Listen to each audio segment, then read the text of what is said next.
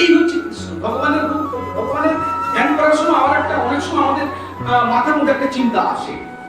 ভগবানের যখন আমরা ধ্যান করি তখন মাথার মধ্যে একটা চিন্তা আসে, আচ্ছা ভগবান যেহেতু কোটি কোটি কোটি কোটি বছর আগে বিশ্ব সৃষ্টি করেছেন, নিশ্চয়ই ভগবান একজন অতি বৃদ্ধ ব্যক্তি হবেন। কোটি কোটি বছর আগে যদি ভগবান এই বিশ্ব ব্রহ্মাণ্ড সৃষ্টি করতেন, অনেকে প্রশ্ন করেন, এখন সাধারণ প্রশ্ন। ভগবান নামে যে ভগবান করতে বৃদ্ধ হবে না, ভগবানের রূপ শাশ্বত, ভগবানের রূপ নৃত্য রূপ। ভগবান ব্যক্তিগতভাবে তো সম্মুখীন হন। আচ্ছা কৃষ্ণের যা বুড়ো ছবি দেখেন, কৃষ্ণ বুড়ো হয়ে গেছে এরকম ছবি দেখেছেন?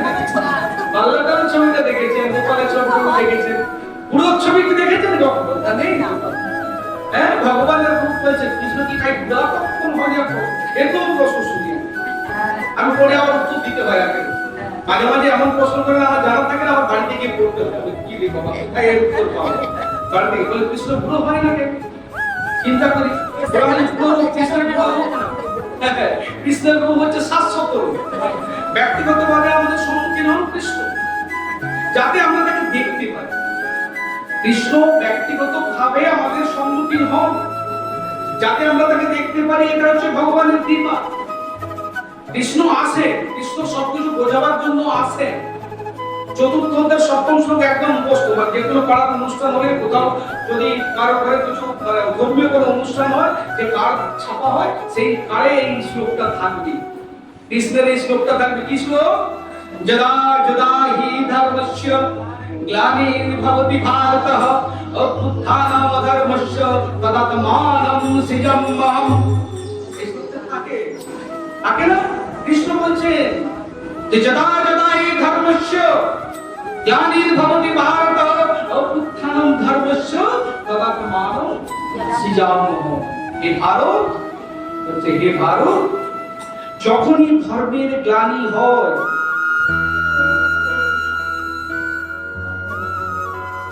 অধর্মের নামে উত্থান হয়, তখন আমি নিজেকে প্রকাশ করি, আমি অবতীর্ণ হই। কৃষ্ণ একদম বলছেন, একজন ভাষা বলছেন। এখানে এই লাস্টের শব্দটা কি? সৃজাম শব্দ। সৃজাম মহৎ। সৃজাম মহ মানে কি?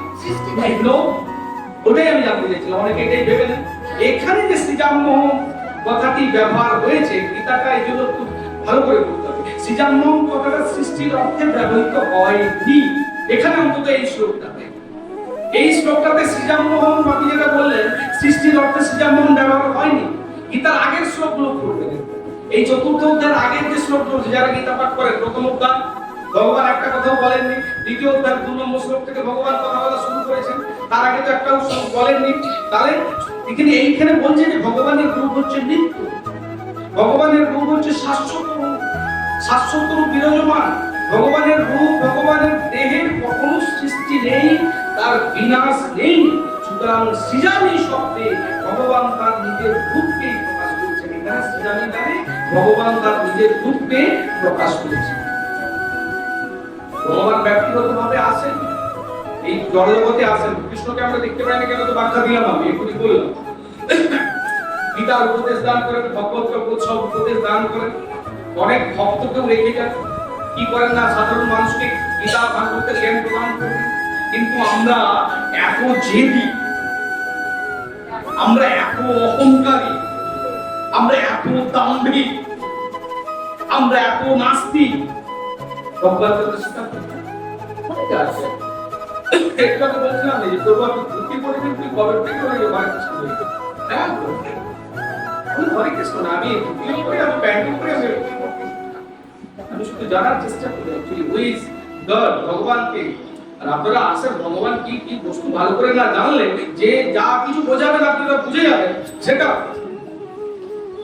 এই জন্য ভগবান কি বস্তু সেটা জানুন। যাই লীলাতে কে কি কথা বললো, যারা অনেকে ভাগবতের আলোচনা করে, নিজের ভালো লাগা, নিজের মন্দ লাগা, নিজের পাড়ায় কি হয়েছে সব এর মধ্যে যখন মানে বিচার করে আলোচনা করে, তখন আমাদের ভক্তরা বিভ্রান্ত হয়ে পড়ে। তাহলে এটা আমাদের মনে রাখতে হবে, আমরা এত অহংকারী, আমরা এত জেদি, আমরা এত নাস্তিক, আমরা ভগবানকে স্বীকার করি না। ভগবানের নাম, ভগবানের লীলা, ভগবানের গুণের কথা কথা আমরা শ্রবণ করি না। ভগবত গীতায় যে কি বলা আছে, মূঢ়া, একদম এই শব্দটাই বলা আছে, মূঢ়া। ভগবত গীতা বলছে যারা এই যে দাম্ভিক বললাম, নাস্তিক বললাম, অহংকারী বললাম, তাদেরকে মূঢ়া বলা হচ্ছে। কৃষ্ণই বলেছেন, কৃষ্ণ আজ থেকে 5100 বছর আগে, মানে কৃষ্ণ যখন অবতরণ করেন বোধহয় 5000 বছর আগে, সেটা বোধহয় চলতে চলতে আরো 100 বছর পেরিয়ে গেছে। 5100 বছর আগে কৃষ্ণ অভ্রান্ত ভাবে বলেছেন যে যুক্তি দ্বারা, কৃষ্ণেরই কথা, সাধারণ মানুষ তাদের স্বভাব ধারণা তৈরি করেন। যুক্তি দ্বারা সাধারণ মানুষ তাদের স্বভাব ধারণা তৈরি করে না, তাদের স্বভাবই মমগত ধারণা সৃষ্টি করে। প্রত্যেকটা বাক্যটা যদি বুঝতে হবে, শ্রীকৃষ্ণ বলছেন অবজানন্তি মান মূঢ়া মানসিক কর্মাশ্রিত। আর ইসকনের যিনি আমাদের ফাউন্ডার আচার্য অভয়চরণানন্দ শ্রীল প্রভুপাদ বলেছেন fools deride me। তিনি কৃষ্ণ সম্পর্কে বলছেন যে, কৃষ্ণ বলছেন যে fools deride me when I descend in the human form, they do not understand my transcendental nature as the supreme that all the be। আমি যখন মানুষ রূপে অবতীর্ণ হয়ে আমাকে মানুষই বলে। অনেকে বলে তর্ক করে ভগবান শ্রীকৃষ্ণ মানুষ, মায়ের পেটে যখন নিচে তাদের অনেক যুক্তি থাকে, তাকে বোঝাতে কখন পারা যায় না। তাই বলতে হবে, আমি যে কথাটা বলতে চাইছি যে ভগবানও রয়েছে, ভগবানের শক্তিও রয়েছে। ভগবানকে আমরা না দেখতে পেলেও তার শক্তিকে আমরা প্রতিনিয়ত প্রত্যক্ষ করছি। একটু আগে আমি ইলেকট্রিক এবং ইলেকট্রিকের পাওয়ার হাউসের কথা উদাহরণ দিলাম, তাই না? একটু আগে আমি যে উদাহরণটা দিলাম যে ভগবানকে আমরা দেখতে পাচ্ছি না, তার শক্তিকে আমরা প্রতিনিয়ত প্রত্যক্ষ করছি। এই প্রকৃতির কথা বলছেন, এই প্রকৃতি হচ্ছে পরম পুরুষ ভগবানের শক্তি। এই প্রকৃতিও পরম পুরুষ ভগবানের শক্তি। অপরেয় বিতস্ত নাম সপ্তম অধ্যায় জ্ঞান বিজ্ঞান যুগে 5 নম্বর শ্লোকে বলা আছে অপরেয় বিতস্তন্যম প্রকৃতি বৃদ্ধিমে করা। ব্রহ্মসংহিতায় বলা আছে, ব্রহ্মসংহিতা কোথায় কোথায় বলা হচ্ছে, ব্রহ্মসংহিতার 5/44 অর্থাৎ 5/44 এর চ্যাপ্টারে বলা আছে যে জড়া প্রকৃতির অধিষ্ঠাত্রী দেবী হচ্ছেন কে? দুর্গা। মানে এক্সটার্নাল পোটেন্সি, ভগবানের অনন্ত শক্তি। ইউ অল নো, আপনারা সকলেই জানেন ভগবানের অনন্ত শক্তি। একটা হচ্ছে অন্তরঙ্গা শক্তি, রাধারানী তার পন্থীর মধ্যে আছেন। একটা হচ্ছে বহিরঙ্গা শক্তি, মানে বহিরঙ্গা শক্তি এক্সটার্নাল পোটেন্সি, তার ইনচার্জে আছেন দেবী দুর্গা। আর আমরা কারা? আমরা কোন শক্তির মধ্যে রয়েছি? আমরা হচ্ছে মার্জিনাল পোটেন্সি, তটস্থা শক্তি, তটস্থা শক্তি, আমরা মার্জিনাল পোটেন্সি। এখানে বলছে জড়া প্রকৃতির অধিষ্ঠাত্রী দেবী দুর্গা গোবিন্দের নির্দেশেই কাজ করছে। কেউ কারো নিজের করার ক্ষমতা নেই। অনেকে বলেন যদি ভগবানের ইচ্ছা ছাড়া যদি একটা গাছের পাতাও না নড়ে, তাহলে আমি ভালো কাজ করলে যদি ভগবানকে ক্রেডিট দিতে হয়, আমি খারাপ কাজ করলে তার ভাগটা ভগবান নেবেন না কেন? এই প্রশ্নের উত্তর আমি বহু জায়গায় দিয়েছি। বলছে তার ভাগটা ভগবান নেবেন না কেন? ভালো কাজের ক্রেডিটটা শুধু ভগবানকে দিতে হবে। আবার অনেকে আমরা যারা আছি, ভালো কাজ করলে আমি করেছি, খারাপ কাজ করলে ভগবান, এই ক্রেডিটটা দিতে দেয় না। অনেক রকম আমাদের রয়েছে। তাহলে দুর্গা দেবী, জড়া প্রকৃতির অধিষ্ঠাত্রী দেবী দুর্গা গোবিন্দের নির্দেশে কাজ করছেন, তিনি কৃষ্ণের নির্দেশে কাজ করছেন। এবার প্রশ্ন করবেন তিনি কিভাবে কাজ করছেন? তিনি কিভাবে কাজ করছেন? তার ঠিক ছায়ার মতো। ঠিক ছায়ার মতো মানে আমি যদি একদম হাত রাখি, সানলাইট পড়ছে, ছায়ার নিচে কি আছে? মানে হাতের ছায়া নিচে পড়ছে, হাত নাড়ালে ছায়া নড়বে, হাত নাড়ালে ছায়া নড়বে। মানে হাত যেমনটি করছে ছায়া তেমনটি করবে। কৃষ্ণ যেমনটি করছেন, জড় প্রকৃতির অধিষ্ঠাত্রী দেবী দুর্গা তিনি তেমনটি করছেন। মানে তিনি একটা গতি, এই যে বিশ্ব সংসারকে একটা গতি দিয়ে দিয়েছে। আপনারা ট্রেন কিভাবে চলে জানেন কি? ট্রেন একদম বিজ্ঞানের কথা, জড় বিজ্ঞানের ছাত্র তাদেরকে শেখানো ট্রেন কিভাবে চলে। এই যে ট্রেনের যে ইঞ্জিন থাকে, ট্রেনের ইঞ্জিনের ক্ষমতা নেই অত সমস্ত বগিকে ট্রেন দিয়ে যাবে, এখনো ইঞ্জিনের ক্ষমতা নেই। তাহলে ট্রেনটা চলে কিভাবে? ট্রেনের প্রথমে ইঞ্জিনকে গতিদান করা, সেই গতিটা গিয়ে তার কাছের বগিকে ধাক্কা মারে, সেই বগিটা তারপরের বগিকে ধাক্কা মারে, বগিটা তারপরে বগিকে ধাক্কা মারে, এই পরস্পরকে ধাক্কা মারতে মারতে একটা গতি সৃষ্টি হলে নিউটনের একদম প্রথম সূত্র মেনে ট্রেন চলতে থাকে। কোন ট্রেনের এমন কোন ইঞ্জিন নাই যে ট্রেনটা কতগুলো বগিকে টেনে নিয়ে যায়, ঠিক ট্রেনটা এইভাবে চালাবে তিনি। এই যে সারা বিশ্ব ব্রহ্মাণ্ড, অনন্ত কোটি ব্রহ্মাণ্ডকে একটা যে গতি দান করেছেন ঠিক এইভাবে, আর সেই মূল গতি দানকারী হচ্ছেন ভগবান কৃষ্ণ।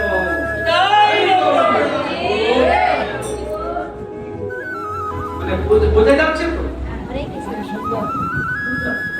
না বোঝাতে পারছি কিনা আসলে মতোই পড়বো আমি, বেশি মানে একদম স্পেশালিস্ট না, আর করতেটা করতে নয়, বোধহয় কে আসবেন বলে আসেন না, তার জায়গায় ভালো করে আমাকে নিয়ে এসে।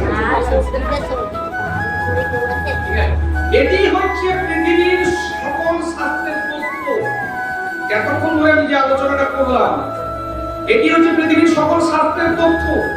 শ্রীকৃষ্ণ হচ্ছে ভগবানের যথাযথ নাম, এটি কৃষ্ণ নামটা, কৃষ্ণ তো অনেক নাম রয়েছে, কৃষ্ণের নামটা হচ্ছে একদম পারফেক্ট নাম, যথাযথ নাম। কেননা তিনি সর্বাকর্ষ কৃষ্ণ, সর্বাকর্ষ। শ্রীকৃষ্ণ প্রকৃতির নিয়ন্ত্রক, তার অর্থ তিনি অস্থি, চর্ম, ক্লেদ, বিলুমুক্ত, নশ্বর, ক্ষণস্থায়ী মানুষ না।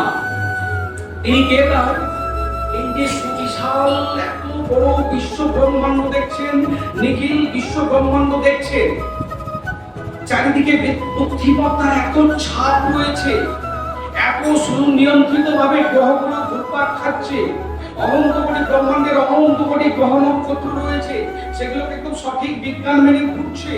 এই বুদ্ধিমত্তার উৎস কি? এই বুদ্ধিমত্তার উৎস আমাদের এটা বিশ্বাস করতে হবে, আমাদেরকে মনে রাখতে হবে, এই বুদ্ধিমত্তার উৎস omnipotent personality ভগবান শ্রীকৃষ্ণ। এবার প্রশ্ন, কিভাবে আমরা বলছি এত পার্সোনালিটি, এত বিশ্ব ব্রহ্মাণ্ডের নিখুঁত প্ল্যানে চলছে, আমার দেহটা একদম যে স্ট্রাকচার, আই একদম হৃদপিণ্ড ব্লাড সার্কুলেট করছে, ফুসফুস লাংস কি করছে, ব্লাডকে পিউরিফাই করছে, আর শরীরটার যদি স্ট্রাকচার দেখেন এই যে ছোট, মানে 10 কোটি নিউরন, মস্তিষ্কের যে নিউরন 10 কোটি আরো বেশি, এগুলো ভাবলে আমরা তো অনেকেই মানে আন্দাজ করতে পারবো না, এগুলো কারো না কারো কেন না বিজ্ঞান বলছেন অটোমেটিকলি ভাবে তৈরি হয়ে সব না, এর পেছনে কেউ না কেউ রয়েছে। তাহলে সেই যে রয়েছে, যিনি রয়েছে, তাকে জানবো কিভাবে? আমি জানতে গেলে তাহলে কি করতে হবে? জানতে গেলে তাহলে স্পিরিচুয়াল সায়েন্স পড়তে হবে। আপনি যদি কৃষ্ণকে জানতে চান তাহলে অধ্যাত্ম বিজ্ঞান পড়তে হবে। আপনি যদি কৃষ্ণকে জানতে চান তাহলে কৃষ্ণ বিজ্ঞান পড়তে হবে নাকি? আরে আমাকে যদি কেউ বলে, মানে আনুমানিক ধারণাটা তো বিজ্ঞান না, আপনি আপনার মতো করে কল্পনা করবেন আর আপনার মতো করে জল্পনা করবেন আর সেটাকে বিজ্ঞান বলে চালিয়ে দেবে, আর সেটাই একদম গীতা ভাগবতের ব্যাখ্যা বলে চালিয়ে দেবেন, গীতা ভাগবতের ব্যাখ্যা বলে চালিয়ে দেবেন, তা হতে পারে। তাহলে যার সম্পর্কে জানতে চাইছি তার সম্পর্কে জানতে গেলে আমরা নির্দিষ্ট বই পড়ব, সেটা হচ্ছে অধ্যাত্ম বিজ্ঞান, কৃষ্ণ তত্ত্ব বিজ্ঞান।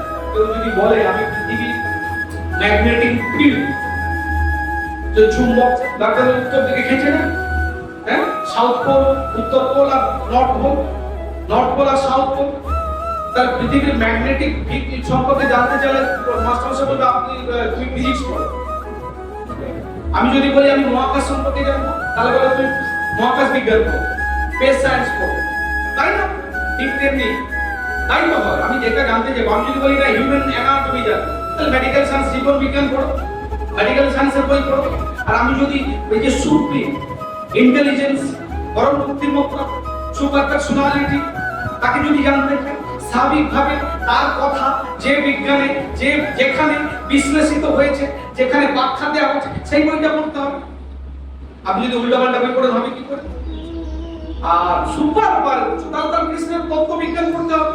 আপনি যে কোনো বই পড়লে তো হবে না। আর এই সুপার পাওয়ারের উৎস যেহেতু চেতন ব্যক্তিত্ব, কৃষ্ণ চেতন ব্যক্তিত্ব, চেতন পার্সোনালিটি, সেই জন্য তিনি স্বয়ং নিজেকে যাত্রার কাছে প্রকাশ করেন না।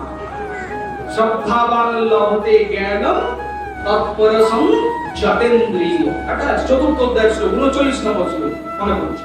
শ্রদ্ধাবান লভতে জ্ঞানম তৎপরসং যতেন্দ্রিয়, অর্থাৎ তিনি বলছেন যারা প্রকৃত সন্ধাবান, কৃষ্ণই বলছেন যারা প্রকৃত অনুসন্ধিৎসু, আমি তার কাছে নিজেকে ব্যক্ত করি। আর এই পৃথিবীতে অর্জুনের কাছে সুপ্রিম পাওয়ার, সুপার ইন্টেলিজেন্স, যিনি পরপারের অধীশ্বর কৃষ্ণ, তার সর্বোপরি ব্যক্ত করেছিলেন তার কাছে। অর্জুন হচ্ছে আদর্শ শ্রোতা, আর আদর্শ বক্তাকে ভগবান। জগতের মতো জ্ঞান লাভ করলে হবে না। অর্জুন যেমন শ্রোতা ছিলেন, অর্জুনকে আমাদের অর্জুনের প্রধান যার কাছে তিনি প্রকাশ করেন না নিজেকে। ভগবান বলছেন শ্রদ্ধাবান লবতে জ্ঞানম তৎপর সংযতেন্দ্রিয় তদ্বুদ্ধি প্রণিপাতের পরিপ্রশ্নেন সেবয়া।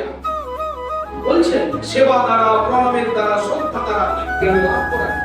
ভগবানকে জানা যায়। তাই ভগবান সম্পর্কে জানতে গেলে ভগবান সংক্রান্ত বিজ্ঞান দেখতে হচ্ছে মানে science of God, Bhagavad Gita study করতে হবে, তাই না? তিনি অর্জুনের মাধ্যমে তিনি সমগ্র বিশ্ববাসীর কাছে, ব্রহ্মাণ্ডের সকলের কাছে তিনি নিজেকে ব্যক্ত করেছেন। ভগবান শ্রীকৃষ্ণ সারা বিশ্বের অন্যান্য অনেক ধর্মশাস্ত্র রয়েছে। পাড়ায় পাড়ায় বলছিলাম না, এখন আবার যে শাস্ত্রের একটু মাথামাতি চলছে পাড়ায় পাড়ায়। অ্যাকচুয়ালি অন্যান্য ধর্মশাস্ত্র ধর্মপদের দেওয়া ভালো ভালো কিছু কথা আছে, ভালো কিছু কথা আছে, নীতি বাক্য দেওয়া আছে। কেন দেওয়া আছে? সেগুলো মানুষকে কলুষ মুক্ত করার জন্য, মানুষের মনকে কলুষ মুক্ত করে ভগবত উপলব্ধির যোগ্য করার জন্য। 4 লক্ষ প্রজাতির এই 84 লক্ষের হিসাব দেখি, 30 লক্ষ যদি গাছপালা হয়, 4 লক্ষ টাকা মানুষ রেখেছে, নবজাত 9 লক্ষ বোধহয় জলজ প্রাণী রেখেছে, আর 84 লক্ষর যে ব্রেকআপটা, তাহলে 4 লক্ষ মানুষ বলতে চেতনার স্তর অনুসারে 4 লক্ষ মানুষ। আর কৃষ্ণকে বোঝার মতো যে ফাইনাল যে যোগ্যতাটা, সেটা এই সনাতন ধর্মে রয়েছে, অন্য ধর্মে নেই। অন্য ধর্মে যে কথাগুলো রয়েছে সেগুলো ভালো কথা, অন্য ধর্মের যে কথাগুলো রয়েছে ভালো ভালো কথা। সেই কথাগুলো কেন রয়েছে? সেই কথাগুলো মানে মানুষকে, মনকে কলুষমুক্ত করে ভগবত উপলব্ধির যোগ্য করার জন্য সে কথাগুলো রয়েছে। আপনি যে একদম ডাইরেক্ট এই ধর্মে চলে এসেছেন তা কিন্তু নয়। যারা স্টাডি করতে যাবেন, তাহলে প্রকৃতির পরম নিয়ন্তা, পরম পুরুষ চলবে তো পবিত্র পরম জড়া প্রকৃতির প্রতি পূর্ণ চেতন ব্যক্তিত্ব। আর তাকে উপলব্ধি করতে গেলে আমি বলছিলাম না তখন চেতনার শুদ্ধতা করার জন্য, যে চেতনার স্তর অনুসারে 4 লক্ষ প্রজাতির মানুষের কথা বলা আছে। চেতনার স্তর অনুসারে 4 লক্ষ প্রজাতির মানুষ, তাহলে চেতনার শুদ্ধতা দরকার, শুদ্ধতা দরকার বিশ্বকে উপলব্ধি করতে গেলে। তাহলে এই জড় শক্তি, জড় উপলব্ধি প্রক্রিয়ার মধ্যে পরম চেতন, পরম পুরুষ, পরমম ভবান কৃষ্ণকে উপলব্ধি করা যাবে না। অনেকে বলেন যে কৃষ্ণ তো একজন মহামানব, অনেকে বলেন কৃষ্ণ হচ্ছে একজন মানুষ, মায়ের পেট থেকে জন্ম নিয়েছে, অনেক বাক্য। অনেকে বলেন তাহলে কৃষ্ণ যদি মানুষ হয়, এই যে বিশ্ব ব্রহ্মাণ্ডের পরম বুদ্ধিমত্তার জন্য, এই বিশ্ব ব্রহ্মাণ্ড পরিচালনার জন্য বুদ্ধিটা কে সাপ্লাই করছেন? কৃষ্ণ যদি মানুষ হয়, কে সাপ্লাই করছে? নিশ্চয় মানুষ না। এই বিশ্ব ব্রহ্মাণ্ড পরিচালনার জন্য মানুষ কি বুদ্ধি সাপ্লাই করছেন? করছেন না। মহাবিশ্বের মানুষও এই মহা প্রকৃতির এক ক্ষুদ্রাতি ক্ষুদ্র অংশ, মানুষও এই প্রকৃতির দ্বারা নিয়ন্ত্রিত, এটা মনে রাখতে হবে। কৃষ্ণ যদি মানুষ হয়, তিনি যদি সমস্ত কিছু নিয়ন্ত্রণ না করেন, মানুষ হচ্ছে এই প্রকৃতির ক্ষুদ্রাতি ক্ষুদ্র অংশ।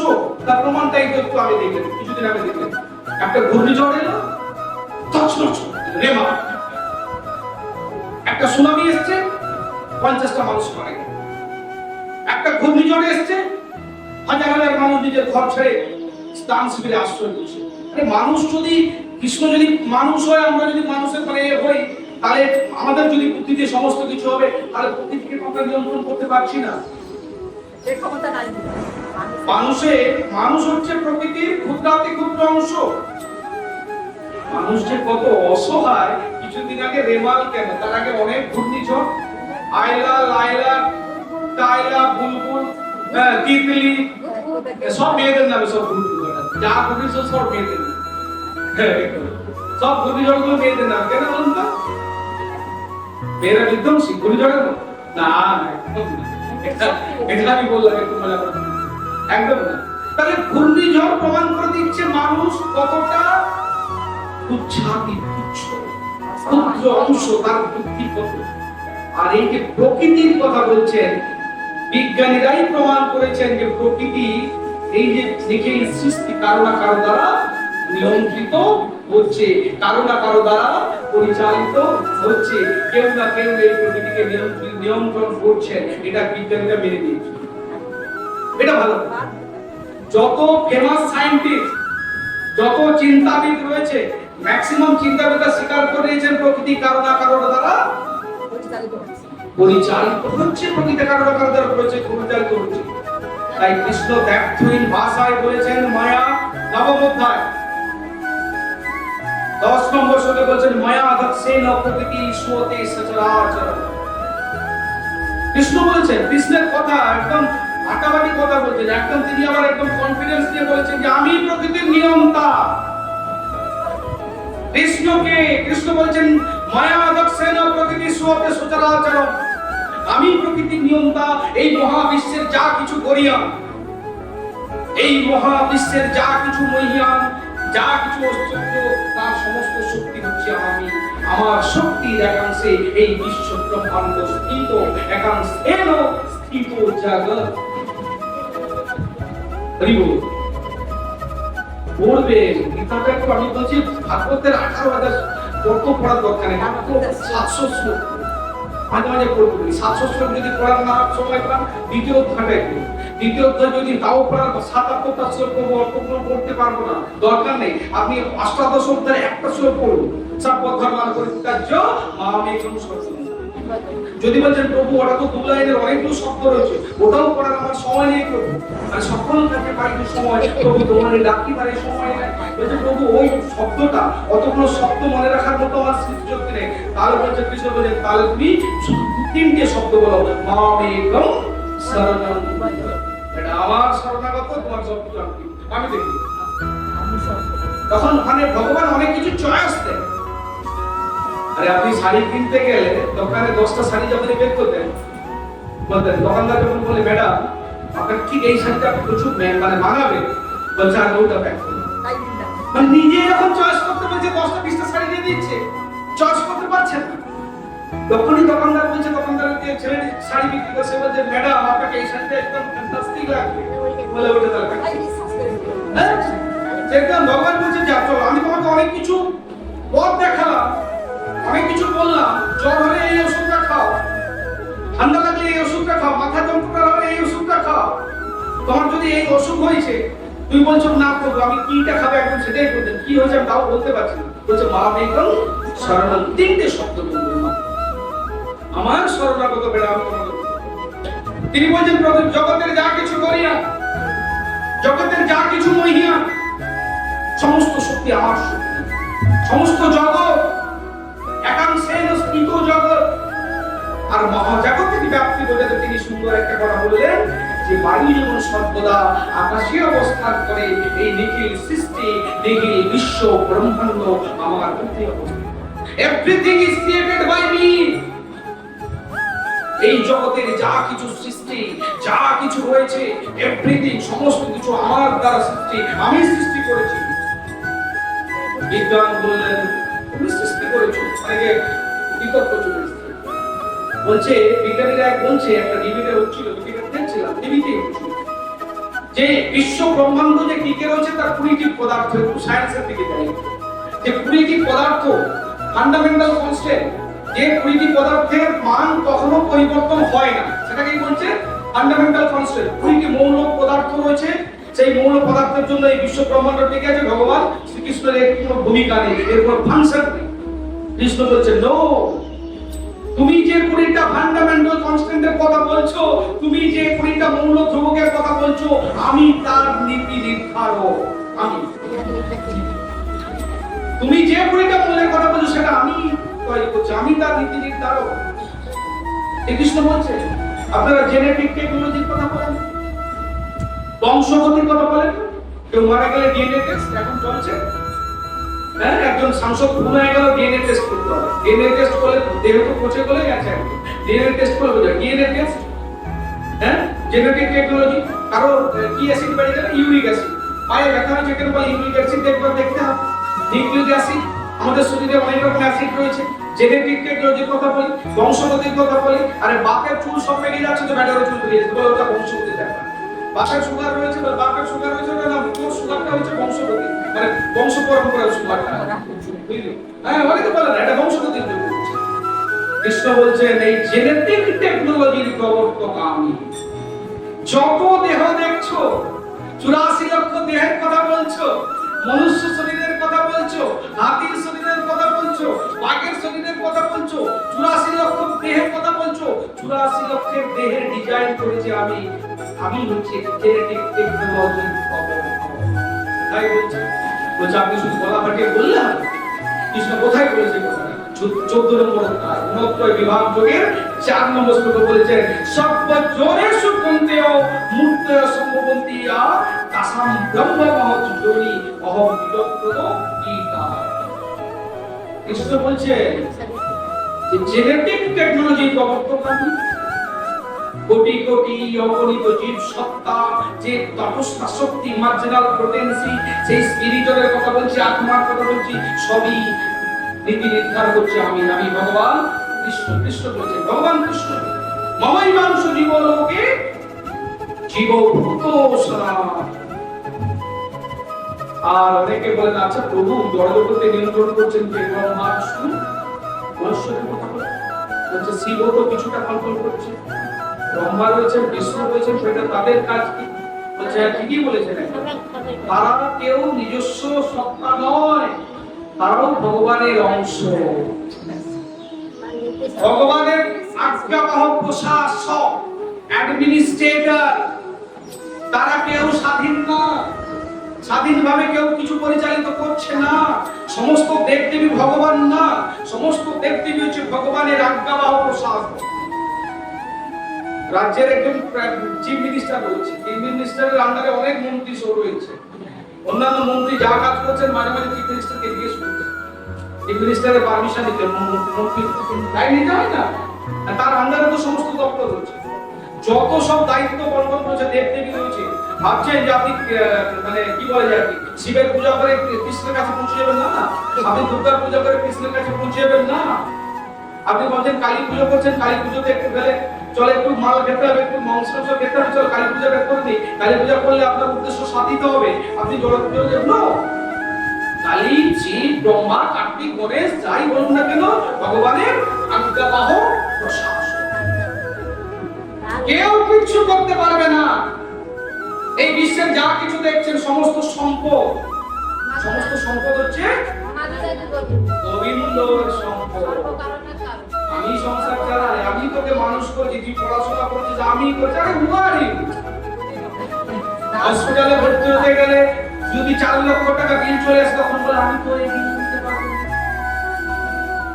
আরে তিনি ইলেকট্রিক বিল 500 টাকা করে মাসে ইলেকট্রিক বিল আসে, যদি কোনো কারণে 2000 টাকা ইলেকট্রিক বিল চলে আসে, আমি তো বিলটা দিতে পারবো না, অ্যাপ্লিকেশন করতে হবে, হ্যাঁ, তখন আমার কষ্ট হয়।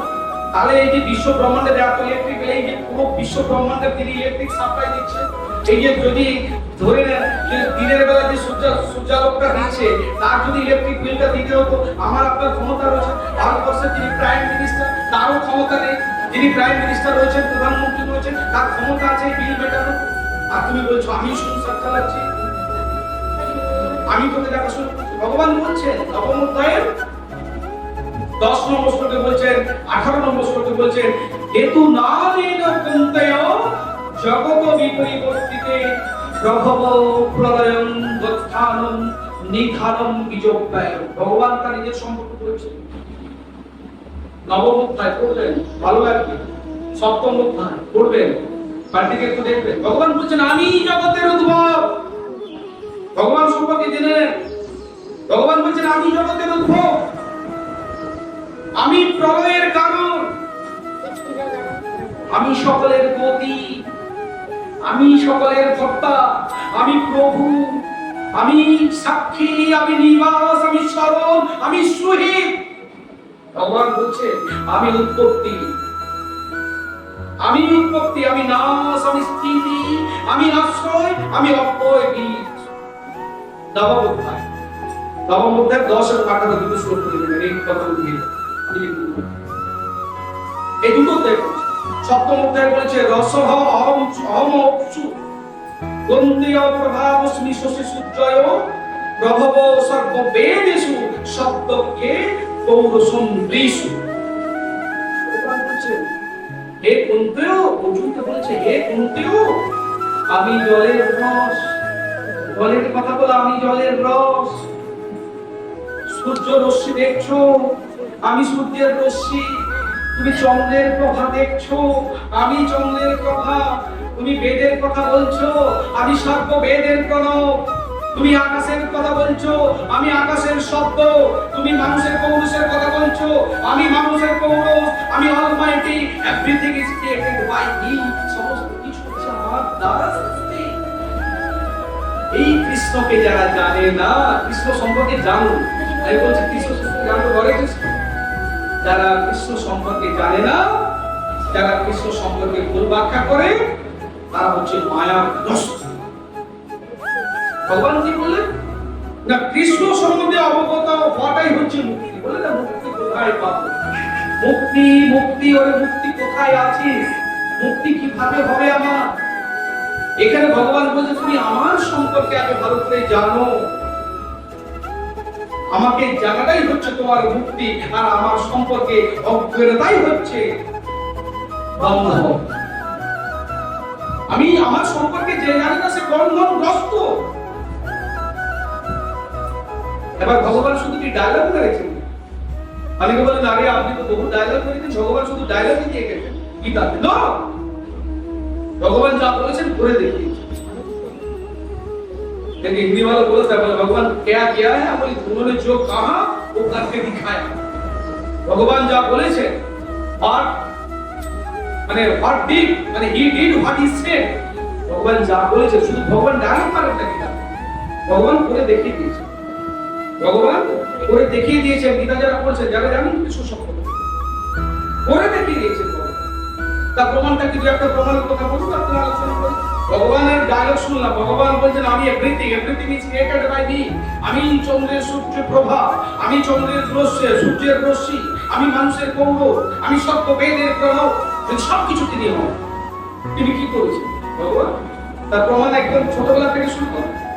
একটা কথা বলি, শিশু অবস্থাতে মা যশোদাকে কি দেখে মাটি খেয়ে দিয়েছিলেন। হ্যাঁ, গল্প জানেন তো আপনার স্টোরি জানেন। এখানে আপনাদেরকে শেখানোর মতো পড়তে হবে। হ্যাঁ, মুখের মধ্যে কি দেখিয়েছিলেন? মাটি খেয়েছে। বেটা মাটি খেয়েছে কিনা মা দেখতে চাইছে। তুই মুখ খোল, তুই মিথ্যা বলছিস।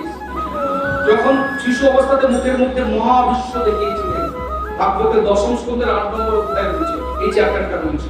এই যে মা মুখের মধ্যে মহাবিশ্ব দেখা যায় 10ম স্কন্ধের 8 নম্বর অধ্যায় রয়েছে। মাধ্যাকর্ষণ শক্তি কোনদিন উপর দিকে ফেলে দিলে নিচের দিকে নেমে আসে। 10 কিলো একটা ওজনকে আমি ধরে রাখতে পারি? ধরে রাখতে পারেন না। আমি 10 কিলো ওজনকে এই থালাটাকেই যদি বলি আমি একদম দীর্ঘক্ষণ ফেলে রাখবো, কিছুক্ষণ পরে বলবেন আমার হাতটা ঝিনঝিন করছে, আমার হাতটা ঝিনঝিন করছে, তুলে রাখতে পারি না। তো এটাকে বিজ্ঞান কি বলছে না, মাধ্যাকর্ষণ শক্তি। মাধ্যাকর্ষণ শক্তি পৃথিবী তার সমস্ত কিছুকে নিচের দিকে টানে। ভগবান বলছেন এই মাধ্যাকর্ষণ শক্তি আমার, আমি এই মাধ্যাকর্ষণ শক্তির সৃষ্টি। তার প্রমাণ কি? বলছে উপর থেকে 10 কিলো জিনিস টিকে দিলাম, ধরার মতো ক্ষমতা নেই, মাথা ফেটে গেল। একটা 5 কিলো কিছু যদি মাথার উপর পড়ে আমি একদম এই হলো ছেড়ে দিতে হবে, এই জড়জগৎ ছেড়ে দিতে হবে। ভগবান বলছেন এটাও আমার তো 7 বছর বয়সে বাহাতে করে আমি গল্প জানা তো আপনাদের। আমি বললাম মাধ্যাকর্ষণ শক্তি 7 দিন ধরে গিরি গোবর্ধন পর্বতকে উদ্ধার করে তাদেরকে 7 দিন ধরে বাহাতের করে আনলে গিরি গোবর্ধন পর্বতকে ধরে রেখে তিনি প্রমাণ করে দিয়েছিলেন যে মাধ্যাকর্ষণ শক্তি ইজ ক্রিয়েটেড বাই মি। এই মাধ্যাকর্ষণ শক্তিটাও আমি তো তাই না? আর এই তথ্যটা শুধু আমরা নিয়ে না, বিজ্ঞানী ওপেনহাইমার, আমি বিজ্ঞানীদের কথা তো মাঝে মাঝে পড়ি, বিজ্ঞানীরা কি বলছে? বিজ্ঞানী ওপেনহাইমার এই কথাটা বের করেছে। আর আমি বেশিক্ষণ চালাবো না, আপনাদের অবধ চলে যাচ্ছে 8-10 মিনিট।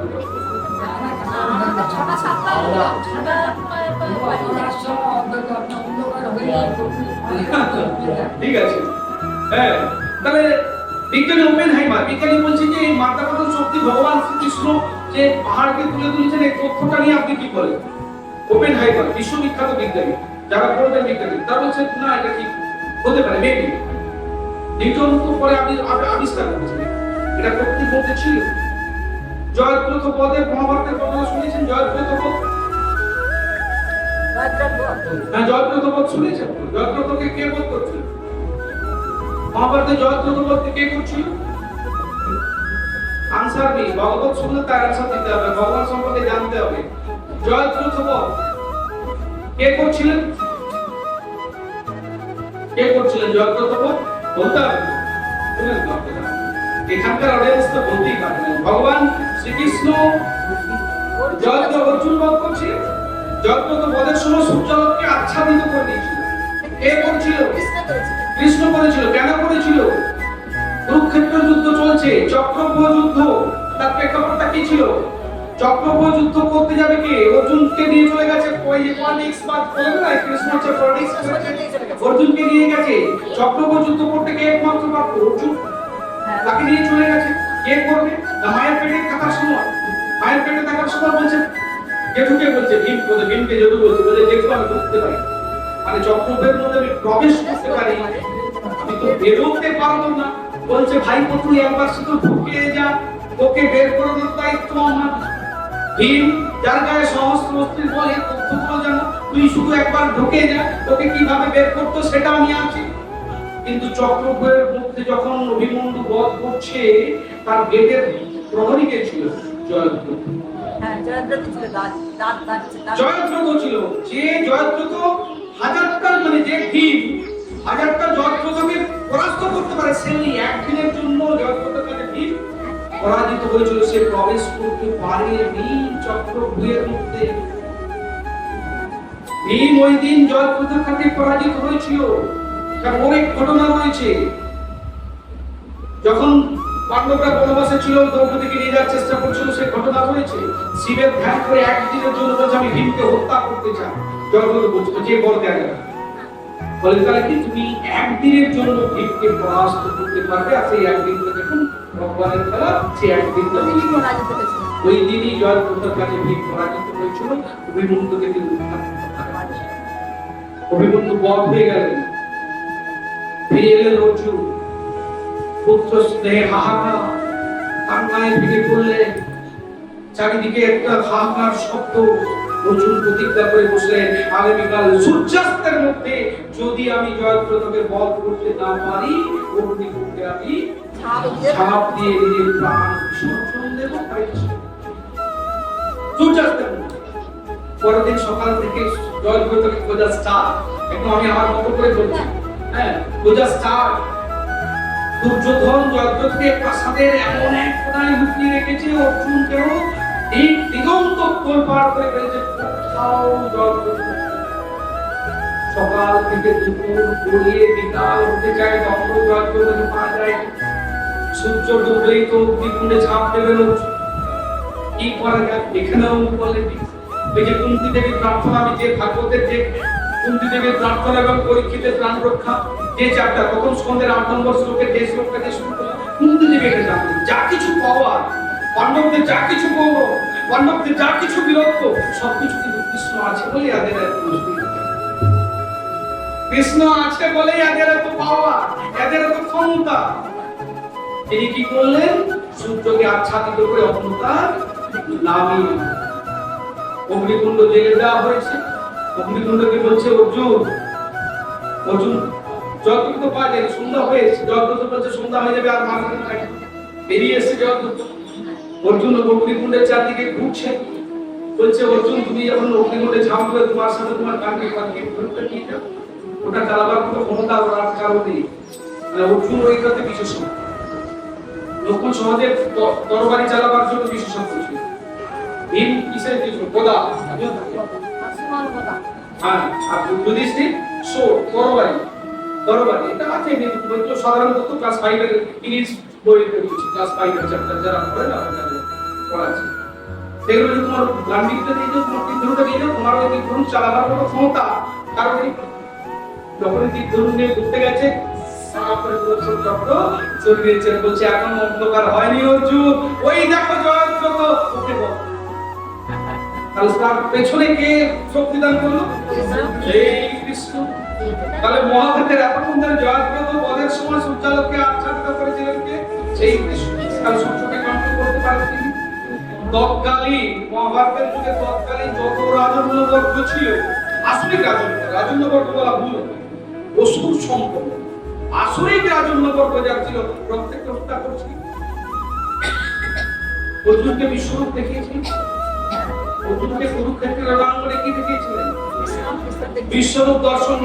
গীতা যারা পাঠ করে দেখবেন ভগবান আমি বলছিলাম না, অর্জুন যুক্তি দিচ্ছেন, কৃষ্ণ পাল্টা যুক্তি দিচ্ছেন। অর্জুন বলছেন, কৃষ্ণ আবার পাল্টা যুক্তি দিচ্ছেন। মানে প্রথমে অর্জুনকে বাগে আনা যায়নি। গীতাটা তো একটা স্টোরির মতো করে পড়বে। মানে একদম নবম অধ্যায় পর্যন্ত দশম অধ্যায় পর্যন্ত অর্জুনকে বাগে আনা যায়নি। অর্জুনকে বোঝানো যায়নি যে তুমি আমার স্বর্ণাগত আমার শিষ্য হও। যখন তিনি অর্জুনকে বোঝাতে পারলেন দশম অধ্যায় পর্যন্ত, তখন বললেন যে বেয়ারা ছাত্রকে একটু শাসন করা তাই না? আমরা বলি না অনেক বুঝাইলাম, এটা মোটেই বুঝছে না, দু চার টাকা শাসন করতে হবে। তখন বলছেন যে তখনই এই কুরুক্ষেত্রের নাম করে বিশ্বরূপ দর্শন করিয়েছিলেন অর্জুন। দিব্য চক্ষু প্রদান করেছিলেন, সাধারণ চোখে দেখতে পায়নি, দিব্য চক্ষু প্রদান করেছিলেন। আর কাকে বিশ্বরূপ দর্শন করেছিলেন? কিন্তু অর্জুনকে দেখিয়েছিলেন, আর কে কে দেখেছিলেন? বিশ্বরূপ। বিশ্বরূপ আর কে কে দেখেছিলেন? হ্যাঁ, যুদ্ধ বন্ধের জন্য দৌত কার্যে গিয়েছিলেন, মানে প্রস্তাব নিয়ে গিয়েছিলেন যুদ্ধ বন্ধ রাখা হবে। আর অবিশ্বাসী বুড়ো কুটিল দুর্যোধন কি করছিল? কৃষ্ণকে বাঁধতে উদ্যত করেছিল। বেঁধেও ছিলেন না?